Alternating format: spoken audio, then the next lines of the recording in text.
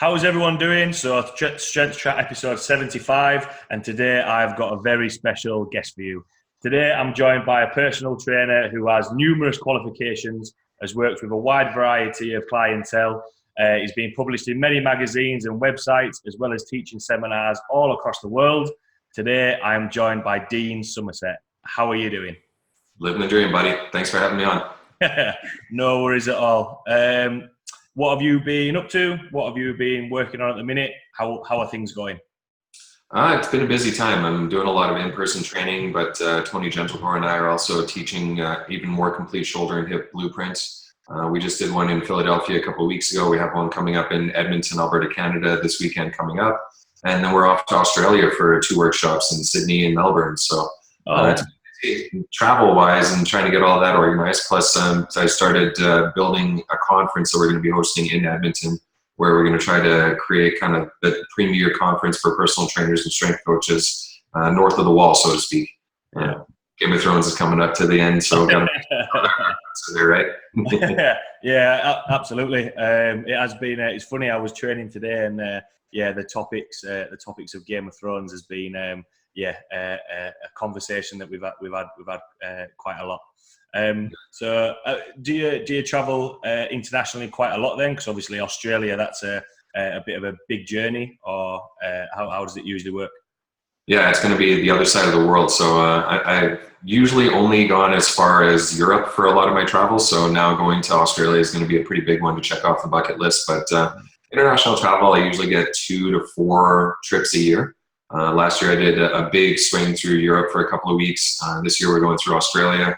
I'm going to be back in Austria come up in October. So that'll be another one added onto the list. But it's been fun to be able to get out and use work to see different parts of the world. I mean, you realize how much people have in common when you actually meet them on their home turf. And then also how vastly different we can be just with basic principles and talking points. The funny thing is that politicians try to spin the world as they want to, but we all get along in one way or another, and the world is a little bit more caring and forgiving than people make it out to be, which is really cool to be able to see.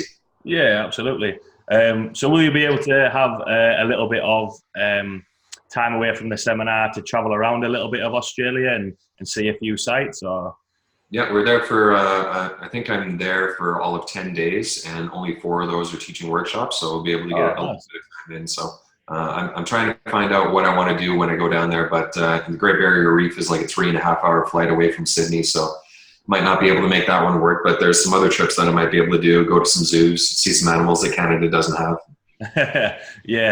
So I lived in Australia for 6 months and went up to Sydney.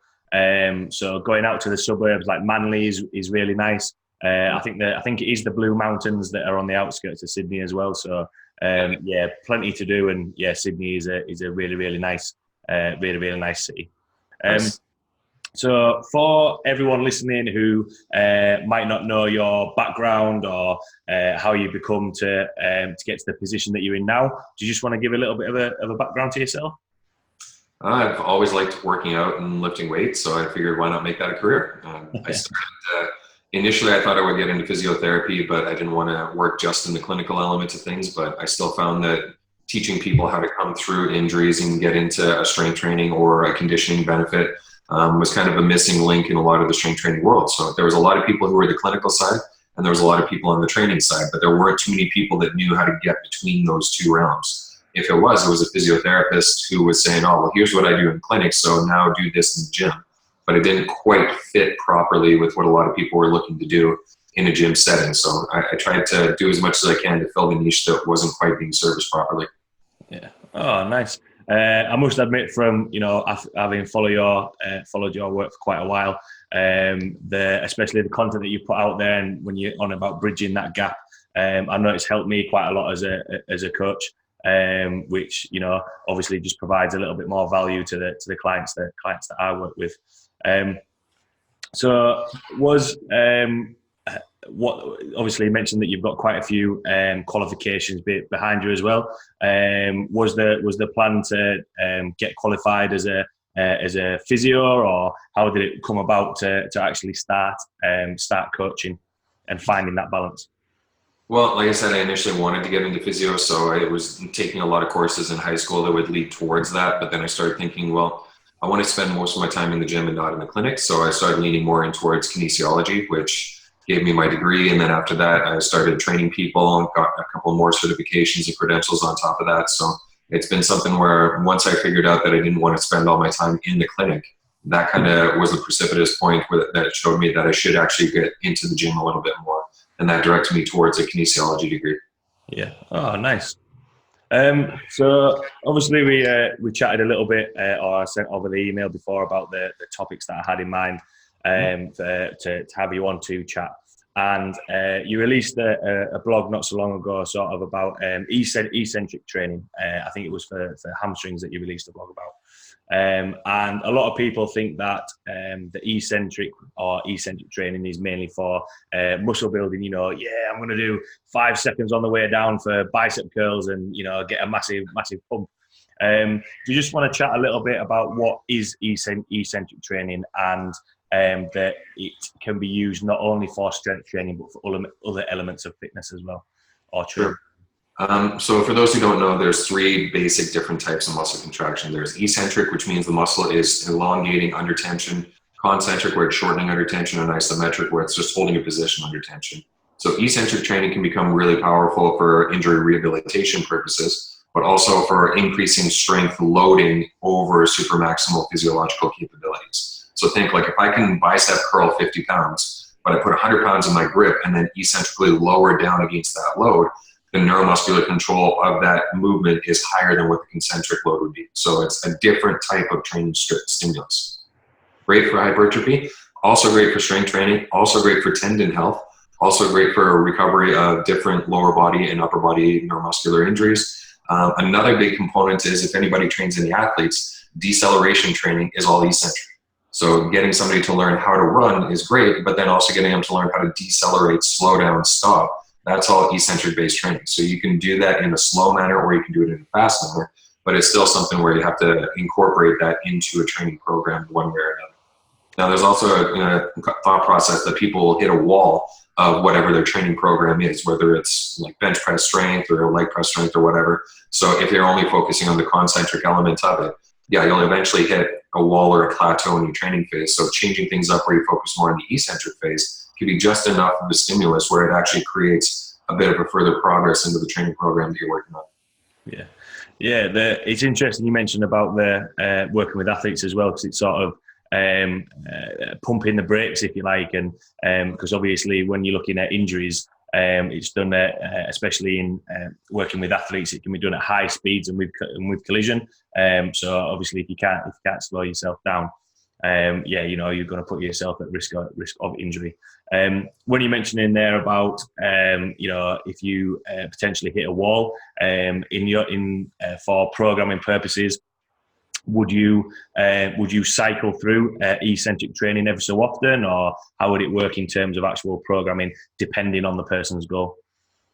Well, like you said, it depends on the person's goal, but also on the stage of the training they're at and what you have coming up for them. So that's a pretty big question to be able to answer in a soundbite. But the biggest way that I would cycle it in is on an occasional basis as needed. So it's not something where it's going to be like, all right, we're going to do a 3-week block of just eccentric training, because then the person won't be able to feel anything other than hatred and anger towards everything around them. Eccentrics beat you up pretty hard if you're doing them properly and if you're loading them up effectively. So it's not something where I would want to spend a huge amount of time focused on just eccentric, but as an accessory lift here or there, or as like a workout or 2 workouts, it's a really powerful, beneficial tool to get people to get that stimulus to push through a plateau.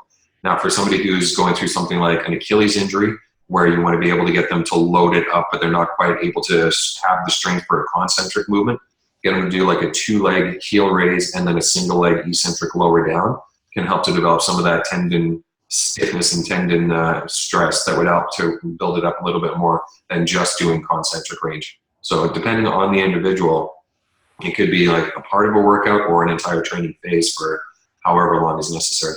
Yeah. When you mentioned there about you know, recovering from an Achilles injury, is there certain exercises that you would go to put emphasis on the eccentric part of it, and is there any exercises that don't really wouldn't elicit any benefit from doing the eccentric part of it? I don't know if there's any exercise that wouldn't give you a specific benefit. I think that all exercise, as long as they have like a concentric, eccentric, isometric capability to them, should be trained in one of those three ways or rotated through those three ways in one way or another. So you can do explosive calf raises for concentric focus. You could do single leg overload eccentrics for that eccentric phase. You could also just do a heel drop hangout where you just kind of stay at the bottom of the rep and you just put pressure up into it, but you're not really moving for an isometric. So all three types of contractions have benefit. It's just a matter of, does the person benefit from it specifically, or can they do other stuff along with it? And also, what do they like doing? I mean, if you've ever done isometrics or eccentrics, they're not the most exciting because you don't feel that productive benefit of a concentric where it's like, yeah, I made it through the rep. You're trying to slowly not die while doing an eccentric. So, not as many people are as excited about that, even though it is massively beneficial. So finding ways to keep it exciting and then also blending a program where you give them the stuff that they need as well as the stuff they want can become pretty powerful to get them to get the results they're looking for. Yeah, absolutely. So just in terms of that, of keeping the clients interested, there is sort of a couple of people chat about the how long an eccentric part of the lift should be. Some have done like 3 seconds. I've seen other programs where it's 6 seconds. Yeah. What's the benefit of a longer eccentric or a shorter eccentric? Is there any benefit to doing too long, and can you have too long of an eccentric part of the lift? The big problem with that is depending on the person's level of neuromuscular fatigue. So the longer you have to hold a contraction, the greater fatigue accumulation becomes, and the more likely it is that you're going to wind up not being able to produce the amount of force necessary to control the movement. So if I have a 3 second eccentric, that's going to be easier from a fatigue management perspective than a 6 second or a 10 second eccentric contraction. So if I'm doing a 10 second, there better be a reason for it. If I'm in a sport where I have a 10 second hold, something like jiu-jitsu or any kind of grapple or any football or rugby where you're having to hold a contraction maybe against a load that's pushing you away, that makes sense. For the rest of sports, if you're doing like dynamic cuts or pushes or pulls or anything like that, relatively short eccentrics are being used, but then short eccentric into explosive concentric. Now, if you're doing something like, let's say, a Nordic hamstring curl, where you have your feet blocked and you lower down under control, most of the time, 3 to 5 seconds is long enough. If you're doing a Nordic hamstring curl for 10 seconds, you're probably not going to be able to feel your face for the rest of the day because you're just going to be knackered out, but you might even be bollocks, who knows? Yeah. Yeah. I've just had an image of how that would feel doing a Nordic curl for 10 seconds. Yeah. My hamstrings are hurting just thinking about that. Exactly. So have you found, obviously you said there about the 3 to 5 seconds, have you found that to work for the majority of programming for the eccentric portion of the lift? And what, obviously, when you mentioned about if someone was coming from an injury, would that be where you would increase the length of the lift? You can. I mean, part of it comes down to what does the research say about, is there a benefit to the specific length of an eccentric contraction? But then a lot of it also comes back to, does the client actually want to do that? Or how many reps can they tolerate at a certain time frame before they're just completely wiped off the floor? So if I have a client who's coming back from an ACL injury and I get them doing eccentric hamstring work, how many reps can they tolerate before their hamstring cramps or their knee gets tender or they just start losing interest in it and they're like, can we do something else? And at that point, it becomes more of a management of what they want to do versus necessarily what the research would say is needed in that. Yeah. So if I'm doing contractions of 3 to 5 seconds, most people's attention span can tolerate that, as well as neuromuscular fatigue. We can do 3 to 5 to 10 reps of a 3 to 5 second eccentric contraction, move on to something else, and then come back to it. So this is where we're blending the process of research with what is actually happening in the client session and meeting their expectations and reality. Yeah, and it's interesting as well that you say there. I think, especially when you mentioned about the amount of fatigue that can be put on the body from doing eccentrics. Would it only be potentially in one workout? What are the sort of after effects, or how long does it take to usually recover from the eccentric side of things? Well, part of that depends on the individual, and I'm sure you've had a few of your clients do eccentric chin-ups. especially if you have any of your female clients trying to learn how to get into the first chin-up. If you do like 5 to 8 to 10 eccentric chin-ups, they're going to be T-Rexing it for the rest of the week because of delayed onset soreness, and they're not able to like straighten their arms all the way out because of the result of that. So part of it is a volume component and meeting up with how much delayed onset soreness is realistic. Like I said earlier, you can really smash somebody out with eccentrics if they're not ready for it. So volume, I would rather underscore how much volume they're doing with it than do more than is necessary, because I know that they're just going to get sore from it on day one. Yeah. So if I'm getting a client doing something like an eccentric pull-up or an eccentric chin-up, 3 reps is probably all I would get them to do to start with, just because I know that they're going to get sore tomorrow. And if they come in 2 days later and they're like, I still can't straighten my arms out because they're so sore, then the volume and the intensity was a lot for them to handle at that point in time. Now, if they've done that kind of workout 3 or 4 weeks in a row, we might be able to go up to 5 reps. And I would usually max it out at 5 reps. And if anything, we just start working on longer eccentric controls, or we start loading up the eccentric. I remember seeing Joe DeFranco talk about a 30-second eccentric pull-up, which I thought was just the easiest way to make your clients hate everything you're doing. If you do a 30-second 1-rep eccentric pull-up, I don't know how you could even understand how to tie your shoes by the end of the day. You'd be so mentally destroyed, but hey, different strokes. He's obviously a really successful strength coach, and he had a great reason for doing it, and his people were able to work with it, so more power to him. Yeah, it's a good point that you mentioned there. That there's got to be a reason for it, and why I was chatting about why I wanted to chat about the eccentric part of it is sometimes when I say, well, if you do the eccentric part of it, and you're gonna, it will lead to getting stronger. It's a little bit weight, so I have to do the opposite part of the lift, and it will get me stronger. What about using the prime example of pull-ups? Think, oh well, should I not just be pulling more? And it is actually the lowering part which will make you stronger on that. Just want to explain the reasonings behind. Obviously, you mentioned about the neuromuscular side of things, but how that does make you stronger by doing the lowering portion. Sure, and part of it's also the hardest part of the pull-up is at the very top of the range of motion for a lot of people, and the muscles are very shortened up. So in eccentric, if you jump up into that spot and then lower down, it helps build a little bit of neuromuscular context to contraction in that position, which you wouldn't necessarily be able to get just from a concentric pull-up. So it's beneficial in terms of positional awareness, but also in strength development. Yeah.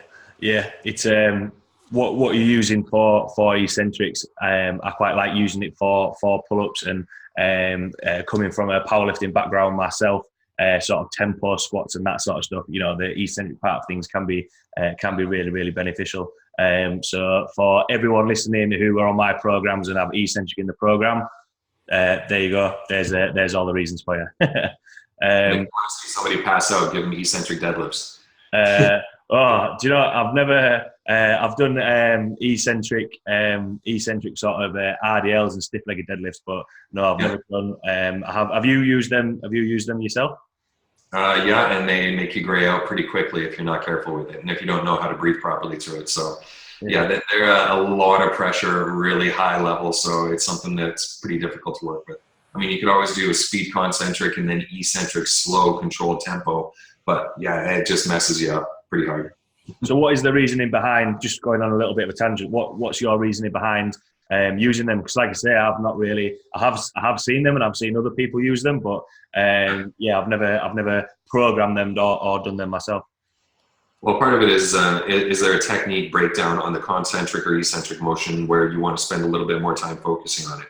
So if somebody comes up really clean, but then on the way down, they tuck their butt and do kind of like a question mark deadlift. Yeah. I want them to understand what that tension feels like on the way up, but also they have to maintain it on the way back down.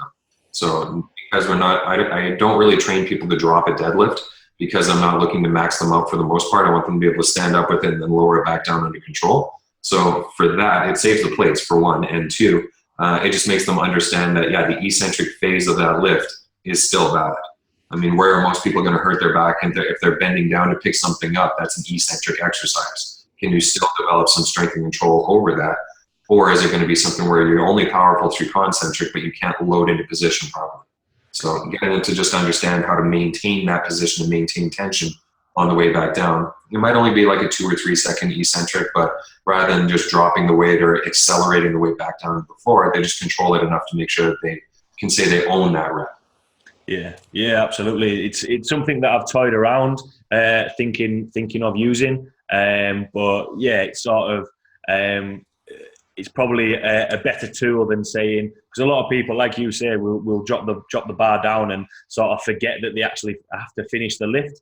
Either from people who are general population or some of the powerlifters that I work with.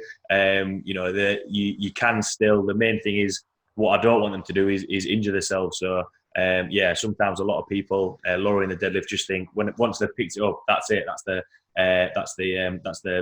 That's all they have to do. But you still have to lower it down.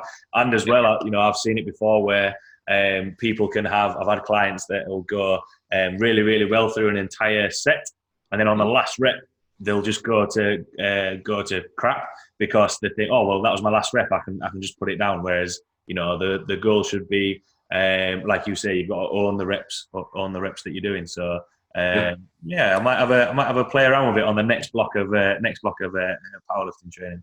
It's also a really good grip training tool to use on the last rep, where you're like, all right, go through the set, do your thing. Very last rep, I want you to eccentrically lower it as long as you possibly can. So set a timer out and be like, all right, how long does it take me to go from the top to the bottom? Can I make it a 10-second lower at 90% of max? Can I make it a 15-second lower at 96% of my max? What can you actually get up to? Your grip has to hold on for that entire time frame, and you have to make sure you don't die. Yeah, absolutely. And it's interesting that you mentioned about grip because every time you mention to people about whether it's pull-ups or deadlifts or anything like that, usually people say, is your back hurting? Are your lats cramping or anything? Using the deadlift as an example. Whereas a lot of people will say, oh, I didn't pick that up, or I dropped that because of my grip or something. So hitting a few birds with one stone there, which is good. So, yeah, I'll definitely have a look at that.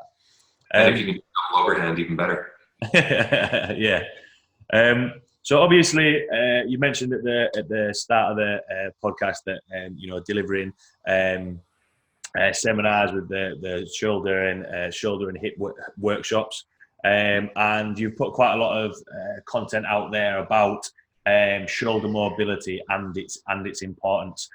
Because quite a lot of people I know, competing in powerlifting myself, the closer I get to a competition and the more I bench, the more my shoulders get quite cranky. People nowadays that are working in office jobs are leaning forwards.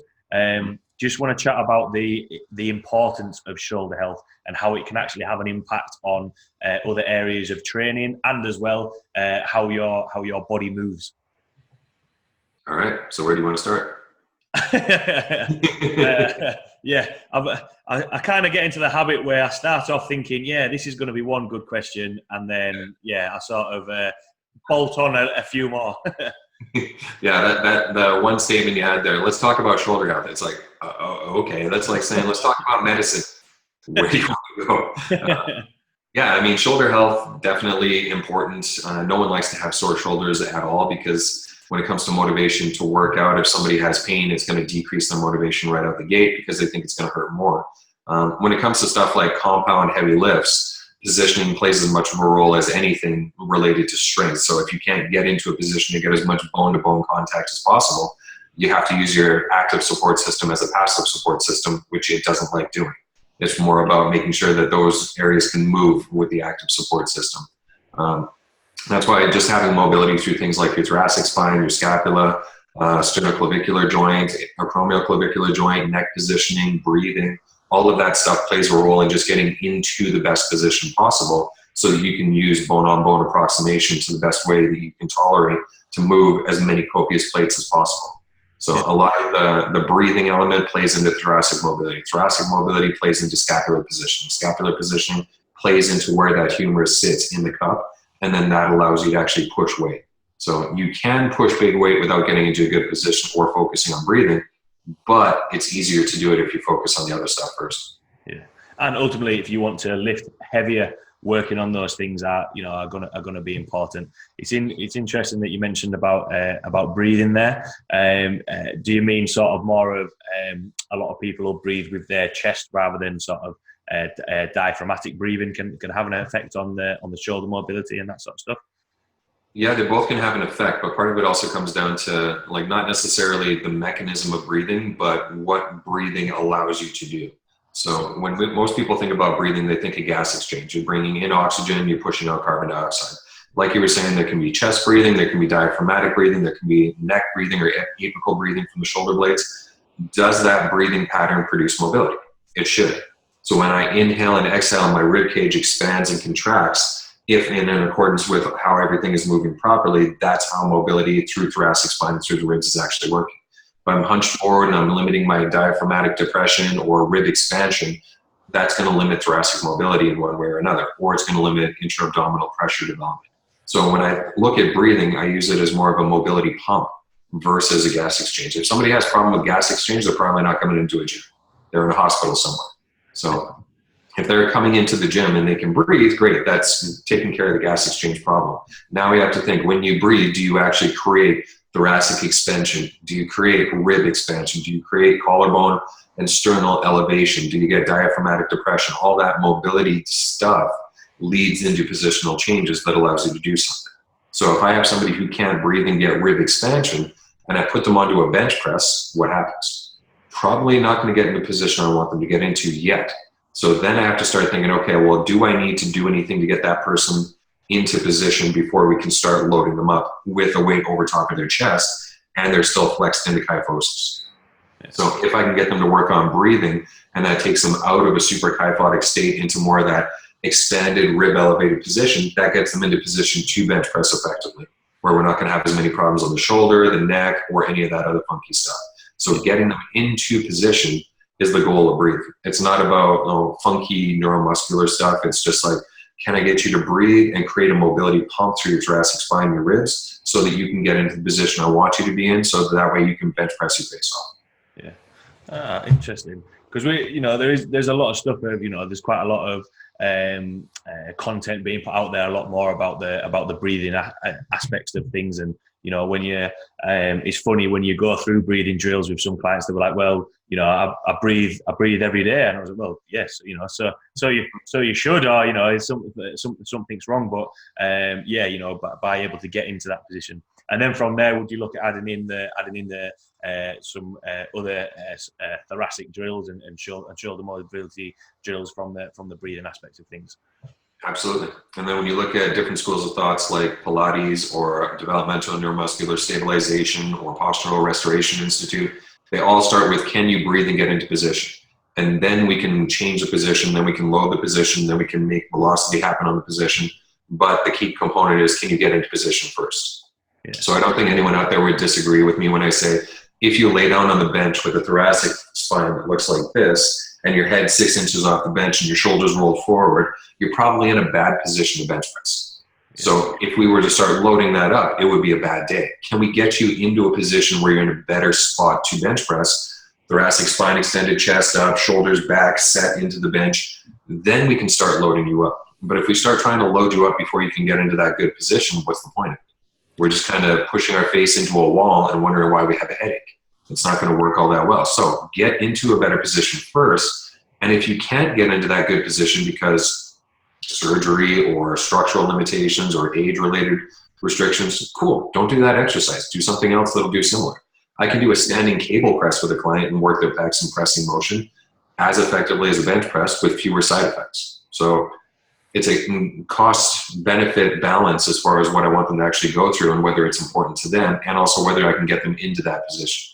If I spent 3 months working on a client's mobility and it's just not getting better, I'm moving on to something else just because I don't want to keep wasting their time.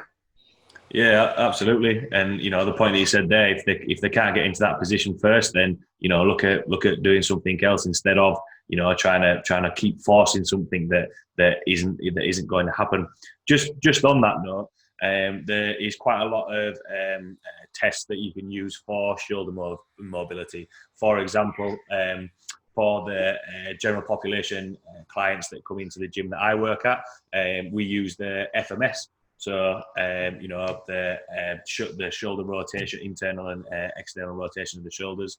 But sometimes people can fail that exercise. For example, using the example of powerlifters again, sometimes they're going to struggle with that movement, but they don't get any shoulder pain. The shoulders don't feel cranky. They still work on the shoulder health, and they can still bench, X amount of weight. What are your thoughts on the, past sort of fail type of tests or assessments? And is there any assessments that you use? Well, part of it comes down to, like you were saying, with your general population versus a specific athlete. So if I had put a specific athlete through a population or through a general population test, they should fail, because they're not going to move like a general athlete. If I have any other specialized athlete that I'm working with who would be able to score 21 on the FMS, they're probably not going to do well in their sport. Just due to the fact that they're specialized. If I have a baseball player who can score 21, specifically including like fist-to-fist rotation, and they have equal rotation on both sides, they're probably not throwing very hard because they don't have the morphological changes that have occurred to their bone to allow external rotation with a limited internal rotation. The total glenohumeral internal rotation deficit just isn't going to be there in their throwing arm. If I have a power lifter, how often do power lifters put their arms over their head? Never. Exactly. So why would they score well on an overhead squat? They shouldn't, right? So they should always be a 1 on that overhead squat, because why would they ever score anything higher? If they're good at what they do, they shouldn't. If I have a hockey player who never puts their arms over their head, or a cyclist who never puts their arms over their head, and they're really good at what they do and spent a long time at it, they shouldn't score a 3 just because that's the nature of their sport and their accommodations. So the FMS is a great screening tool for a lot of people, but it has to also be applicable to the sport that you're working with. For powerlifters, I wouldn't use it as my primary goal. I would say, okay, well, can you put your arms over your head without a stick? And if they can do that, they're ahead of the game for most powerlifters. If they can do a squat with a bar on their back to depth, that's the name of the game for them. If you can't do a squat to depth, now I know I have to work on mobility. If they can't lower the bar to their chest without 4 plates aside on it, now we have to work on mobility. But if it's something where they have enough to do the goals that they want, great. Everything else is secondary. It becomes more cosmetic mobility than it is functional mobility. For them, if they're not in pain, they're able to do what they want to for their goal set. Everything else is, okay, well, you should be able to do this to live as a human, but how much value are they going to get out of that kind of training? It's like, okay, after your meet, cool, we'll work on a little bit of deload, decompression, mobility work to help you to feel like you're doing something beneficial and not beat up those overused patterns. But if we're in the middle of prep season, how much mobility work are we going to spend going overhead versus getting the bar to your chest and getting it back up? That's going to be more important, right? So a lot of the overarching recommendations for mobility are kind of spurious in most cases. When people say, oh, you should be able to squat to the floor and hang out there for a half hour, sounds good in theory, but there's some people whose hips just don't do that. And to say, well, you should, otherwise you're not human. Well, what else are they? They're human. They're paying taxes. They're speaking whatever language they're speaking. So you just dehumanized a segment of the population because they can't do a crazy human trick that you think they should be able to do. Is there evidence to back up benefit to it? Yeah, sure, probably. But everyone is different. You can't force everyone to do the exact same stuff. Absolutely, completely agree. The main thing that I picked out of that as well is, if they can do it and it's pain free, then that's going to be the goal. Using the example of the powerlifter, if it's pain free and they can get the bar to the chest, that's absolutely fine. How it works in the gym that I work at, people will come in for a movement screen before they join, part of their consultation, if you like. And when you tell people, I'll always ask, do people play any sports? Do you compete in powerlifting? Just so I can, sneakily get them into my powerlifting club, which will be good. And they'll, they might get a 1 on their shoulder mobility. And sometimes when it's that pass and fail, it's a little bit like, they're like, oh, well, I got a 1. That means bad. But I'll always chat with them like, look, that this test isn't specific to you. I'll get them into the powerlifting club, and exactly as you say, watch them do a back squat. They can sink to depth and everything like that. That's fine. It just means that test isn't specific to them. When you talk about the the rounded shoulders and that sort of stuff. When you mentioned about the breathing, what are the causes of lack of shoulder mobility? Obviously I mentioned before at the start of the question, at the start of this topic of people being hunched over. What are the causes? What leads to that? There's a couple of big ones. So if somebody's bones and joints just don't line up to allow a certain range of motion, it's going to be tough to get there. If in the shoulder, if they have a very deep glenoid socket fossa, or the acromion process has a very sharp overhang, there's also a difference between a relatively flat acromion, a curved acromion, and a hook acromion. So if they have a hooked acromion, which is called type 3, it limits the amount of room underneath that space where the supraspinatus muscle can come out and attach. Range of motion through abduction is going to be limited on them. There's also a huge genetic component in how stiff their tissues are. So if somebody has a very high concentration of elastin compared to collagen, or if somebody has different types or ratios of specific types of collagen, that can affect how stiff their ligaments are, how stiff their joint capsules are, how pliable their muscles and tendons may be, which can have a huge impact on how their overall mobility can be too. How much space do they have in their joints? How much water do they have in their tissues? How pliable are they as far as like neuromuscular motor patterns? Those are all the big ones that kind of differentiate whether somebody's going to be a loose Gumby or stiff as a board tin man. Yeah. So with that, being in the like I mentioned before, just because quite a lot of people are trained, working office jobs, does the sitting at a desk, rounded shoulders, and forward head, does all that sort of pile on top of all of those issues? It can play a role, but it doesn't play as much of a role as a lot of people think. Yeah. I mean, you can say to somebody, "Oh, well, sitting is worse than smoking" or whatnot, but I've got some clients who sit in office jobs and are moving better than I do, and are lifting bigger weights and can do all the kind of stuff that I want to do. And I don't work in an office. So for me to say, well, sitting is bad, there are some people who don't tolerate it well, and there's some people who tolerate it really well. Yeah. It's just a matter of what is that person going through. So then it also comes down to, do they adapt to the chair, or do they do other stuff to prevent them from adapting to it? So if they're sitting in a chair for 40, 50 hours a week, over time, you will see a structural change in their tissues to allow them to sit in that office chair for 40, 50 hours a week. We can do stuff around that to balance it out as much as possible. But if they haven't moved in 40 years, it's probably going to be that they're really getting good at sitting. And that might mean that their joints are deforming, their tissues are deforming, they're starting to fuse certain bones. So they're getting really good at sitting. Can we undo that with 1 or 2 or 3 hours a week of exercise? Probably not.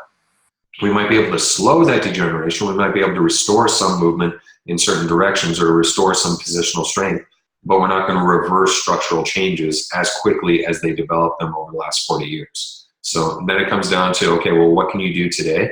What can you do tomorrow? And what can we get you to do next week? If somebody's like hypermobile and they sit in an office chair, they're going to be completely different than somebody who's hyper stiff. So is the chair causing those two people to be the same? No. Genetically, tissue-wise, structure-wise, they're different. So let's train them individually. How much can you do today? Can you touch your toes? Can you put your arms over your head? Can you scratch your shoulders? If you can do all that kind of stuff, cool. You probably have enough mobility to do anything I would put you through in the gym. After that, it comes down to specific tolerances and what do you like and what are you able to do. I think that's a little bit more looking a little bit more in depth to it than because when you mentioned there about sitting down is worse than smoking and all this sort of stuff. The people that work in offices are like, oh my God, I'm sitting down all the job. This is awful. Whereas actually, and it's interesting you say about somebody who has been sat down in a desk and might not have never ever trained, been into a gym, done any movement, they're getting used to sitting in a chair. A couple of people have come in and just using the FMS, for example, they've come in. They're just looking at the general membership of the gym.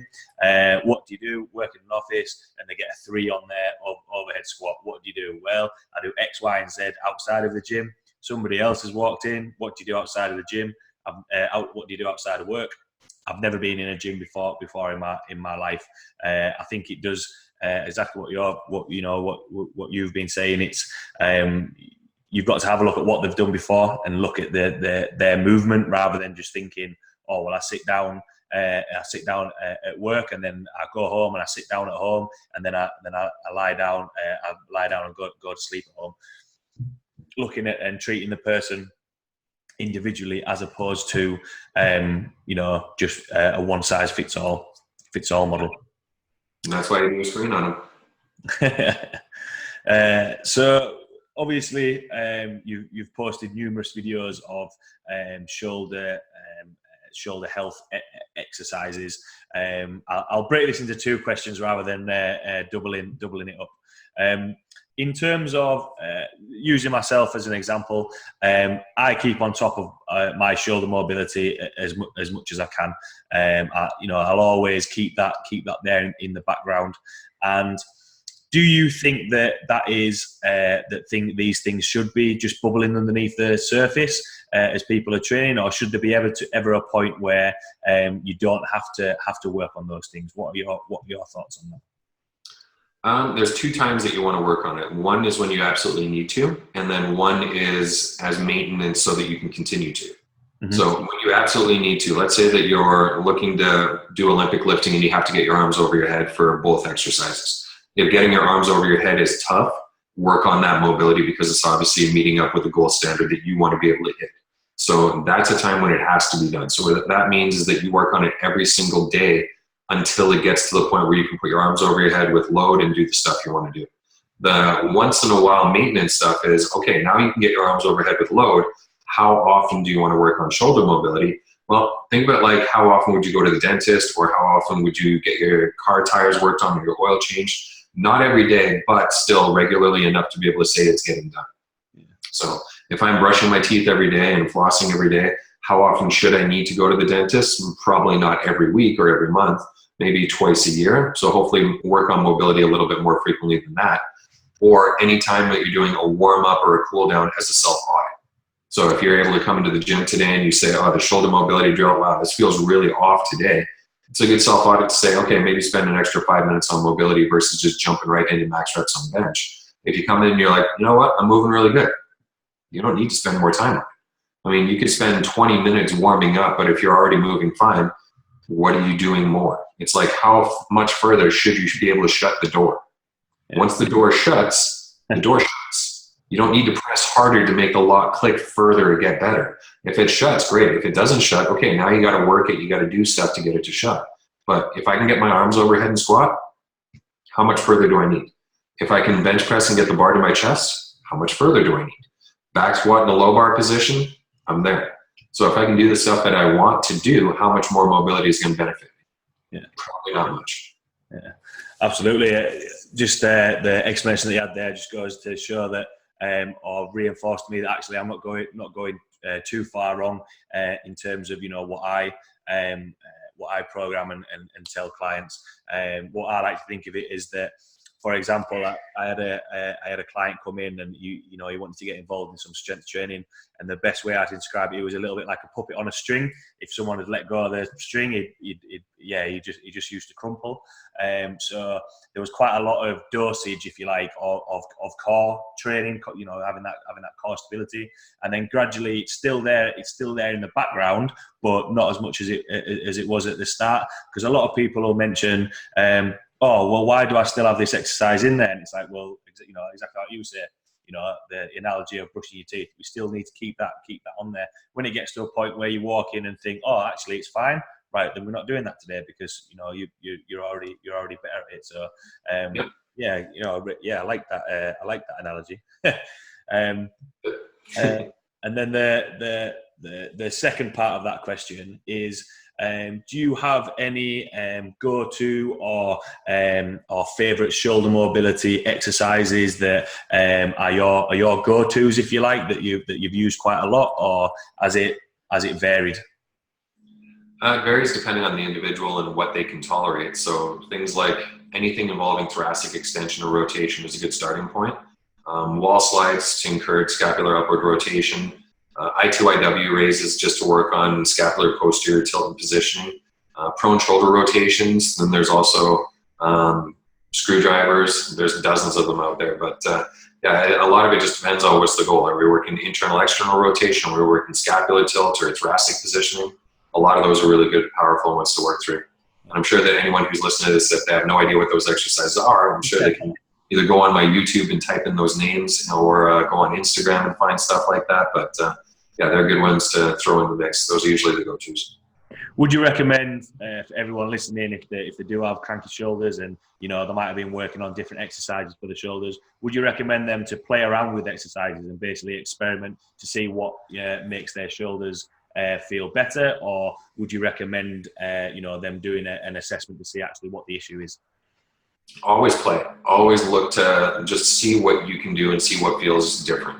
So movement shouldn't be too serious. It's something that's an expression of the body. So figure out what you like and what you don't like, what works for you, what doesn't work for you. And then if you have trouble with certain things or certain positions or movements, get a qualified coach to look at it and say, okay, are you doing this well enough to get the benefit, or is there ways that we can make it better?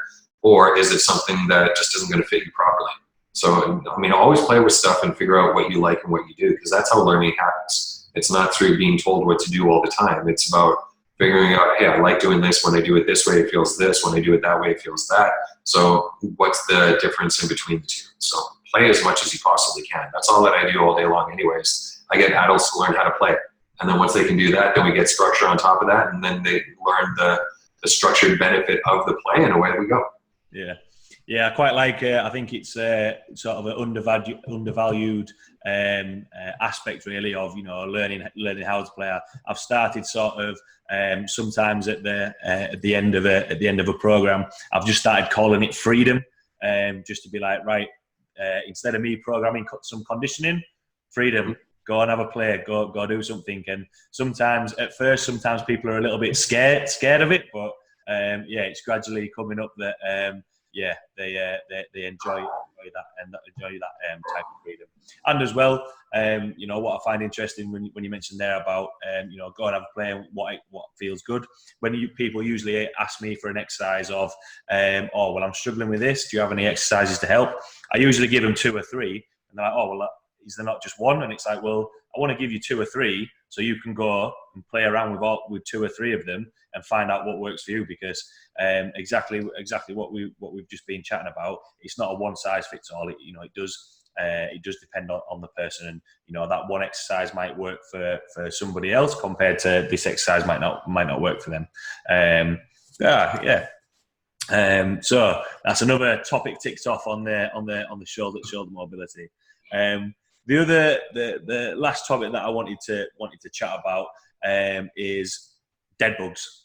Okay, so obviously at the minute, is it the 12 days of dead bugs? Is it 12 days? Yeah, 12 days, because my business partner Tony Jellicoe has been doing 30 days of shoulders, 30 days of deadlifts, but I just don't have the brain power to commit to 30 days, so I figured 12 was a compromise. So I kind of stole that idea off him, and I've been working through 12 days of dead bugs so far. Yeah. So dead bugs. I like it. I like a dead bug. I like a dead bug variation. Obviously, you've put quite a lot of variations out there. And one of the coaches I used to work with, Chris Kershaw, he's experimented with quite a lot of dead bugs as well.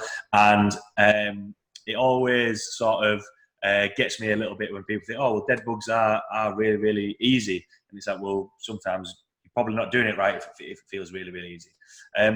So just before we sort of dive into this topic, just want to chat through actually what is a dead bug. It's a bug that's not alive anymore.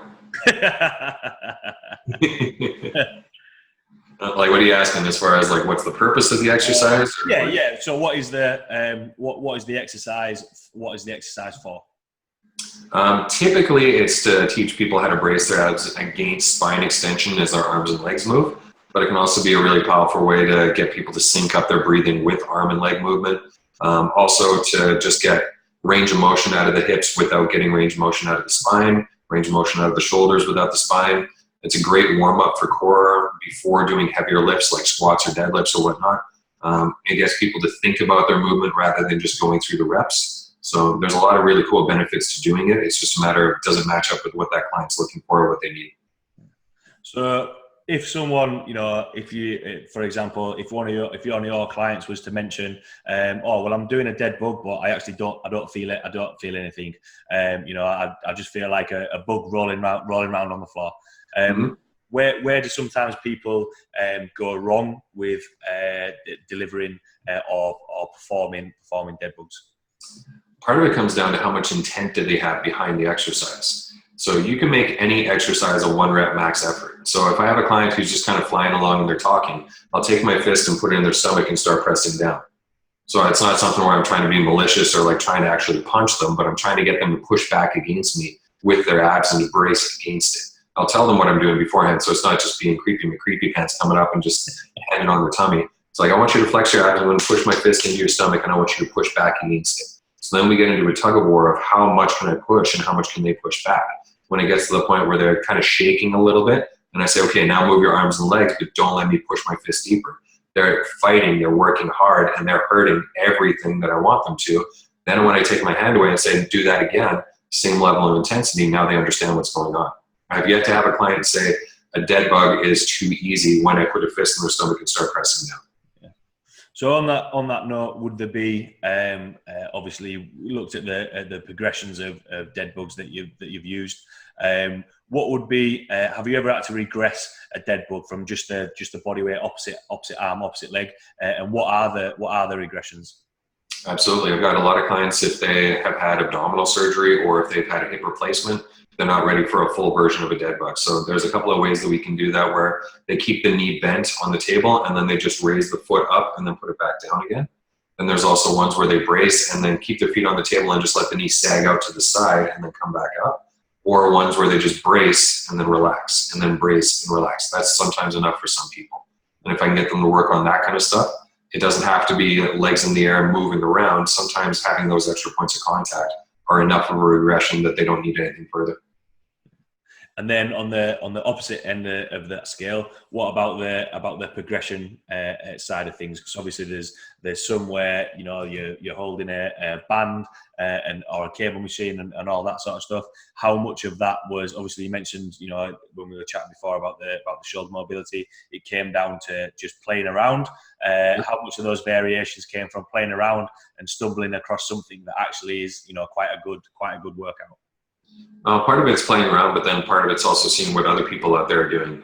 If you see people like Megan Calloway or Joel Seedman, Tony Gentilcore, they all put up really cool, creative options for different types of exercises. So you see somebody do something and you either want to copy it or it sparks an interest where you're like, oh, I want to try that this way. What if I do that? So then it starts making you think about different things. So all the people who put up cool stuff that isn't stupid or like backwards abductor machines on the hips or weird funky variations like that, but try stuff out once in a while and just see what it does. Yeah. Obviously the baseline would be that they can actually feel as though they've been worked from doing the standard dead bug first, because I know a lot of times people will look at the new funky stuff that's out there and try it, and actually if they can't do the baseline or the starting point, they're not going to feel the benefit of a progressed version. Yeah, absolutely. You got to make sure that you're doing the exercise properly first before you progress it to something harder. So obviously, as a core exercise of which is for the dead bug, a lot of times people will come in and you'll see people and they'll be like, I'm going to do an ab day and just blitz their abs with no real thought process behind it. And obviously, when we were mentioning about at the start of this conversation about the eccentric part of it, there's got to be a reason for what you're doing. So what are the programming variables that you would use for dead bugs? Part of it is when are they doing it relative to other stuff. So if I have somebody who's doing a heavy exercise, I would use that as kind of like a warm-up phase to get them ready to go under the bar. Or we could also use it as a filler, adjunct to some of their heavier work. If they're doing stuff where maybe it's a rehab purpose, that might be the sole exercise that we do for what they're going through. So part of it is it's a tool to use. It's just a matter of how does it become the tool for that individual. I mean, everything looks like a nail if all you have is a hammer. But if you have a hammer and a nail, you use the hammer on the nail. So it's a matter of, okay, well, that's the tool for the job. Now, can we get a brad nail, a flat nail, a pin nail, a roof nail? They all need a hammer. So different tools, different things that they do. But if it's one tool that works well for different things, cool, use that. Oh, cool. So, and on that note as well, then, you know, the different tools of using that. Sometimes, actually, you know, when it comes to actually coaching of the exercise, do you have any? Obviously, you mentioned about the fist in the stomach. You know, not absolutely pound him in the stomach, just putting that to press against. Yeah. What are your sort of top coaching cues when delivering the dead bug? Well, the biggest thing is making sure they understand that there needs to be a level of tension in the muscles. So can you get abs to flex and flex hard? Can you get your lower back to press a little bit into the floor, not completely rounded over, but just feeling like you have contact with it? Can you get your shoulders to pull down into the floor so you can get some lat tension going, so you get some front to back stability? And then from there, how much harder can you flex those muscles and breathe at the same time? So it's not one where it's just like, oh, well, if you move over here, it's this. It's sometimes you just got to work harder, and you got to be able to understand what it feels like to ratchet up the intensity while trying to squeeze muscles as hard as you possibly can and not die during the process. Yeah. So what are your thoughts on the, you know, because I've used it before where having a band underneath their back, so it's a little bit of an external factor they have to press down on. Would you recommend using that, or, you know, what are your thoughts on that? Sure. If it works, go for it.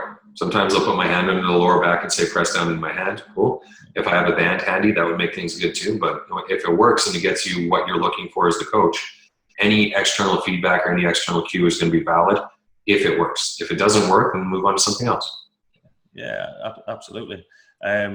The point there that, you know, all the way through of, you mentioned it a couple of times, if it doesn't work, move on to something else. That's sort of been my what I've tried to implement in there, of, you know, trying things out and experimenting and making sure that the things that I'm putting together are actually beneficial for the clients that I'm working with. So after all the topics that we've covered there, quite, you know, varying topics, if you like, but what would be the take-home points or words of wisdom that you would give to everyone who's listening or listened to this chat? Try stuff, figure out what you like, set goals, crush them, and then enjoy the process along the way.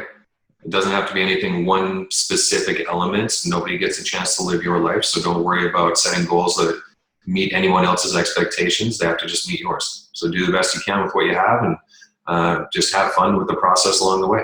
Yeah.